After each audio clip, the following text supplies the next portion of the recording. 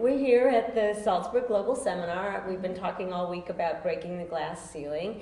And you're from Oman. Yes. You have your own business in Oman. Yes. Tell us a little bit about the economic status of women in Oman and how are they faring in the business world? With Oman, we have a close-knit family.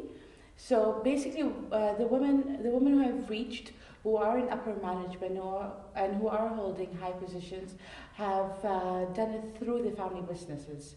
So we are doing well, but then we do need our family backing to get to where we have to the top, basically. So for support from the fathers and brothers to do that. To do that. And what if a woman doesn't have a brother to help her or something? Then it's a little bit harder, but still we have equal opportunities.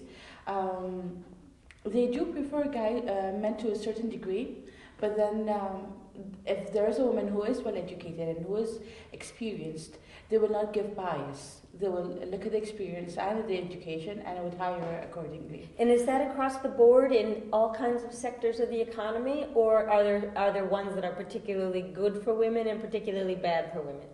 Anything to do with management, and because we are an oil-rich country, yes. So there is one sector where women are not preferred to work in, which would be in the drilling.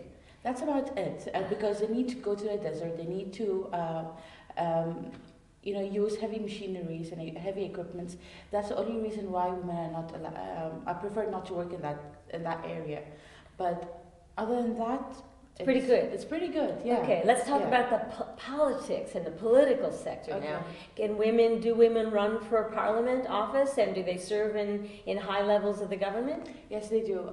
We have something called Majlis al-Shura, which is a parliament, and then we have something called Majlis al-Dawla, that is something like the Congress.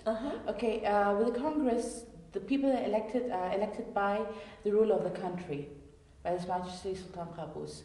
And there are women there. And what about in the administration of government? Are there high people in the cabinet? Yes, there are female ministers, there are female ambassadors that are serving our country. The thing is, we are doing pretty well.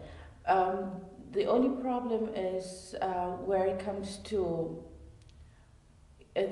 people who don't have the backing need to work way harder. That's the only place where and especially after the global seminar, I realized that we are doing relatively well compared to the other nations. But it's just that women that do not have backing, they need to fight a little bit more to get to where they are. I'm glad you brought up that were able to compare here. Yes. Tell me a little bit about what you've heard here at the Salzburg Global Seminar that can put Oman into the context of the Middle East. I had an idea about where women stand in Saudi Arabia, but not to the extent that she just spoke about, where it is almost impossible for a woman to be working in the work field and been considered as an equal to a man. Yes. Because we don't have that. We had that in the 1970s when His Majesty had just taken the throne. Yes. But then since then, 37 years on, we are almost equal. But when I see Saudi, it is pretty different. Yes. I mean, they are around 35 years behind us. Yes. And we have people here also from Bahrain and from the United Arab Emirates and also from Africa. What have you heard that lets you compare with Oman? United Arab Emirates is pretty close borders to us, and so is Bahrain. With them, the rulers who have taken the throne are younger. Okay, so they're educated abroad. They've seen the world. And they have recently taken the thrones from their predecessors, which would be their dads, their fathers, and that's what they are. They are a very progressive society, especially United Arab Emirates. So that's why we are relatively close to each other. Is there anything you've heard here that you will take back to Oman and spread the word or change things? Basically, I learned mainly because I have just started a new business, and in Oman there are a lot of young entrepreneurs, and a lot of them are female because instead of taking that hard rope and coming up in the corporate world, working for other people, for other for the public sector, they've chosen to start up their own businesses. One thing I've learned is that women need to support other women.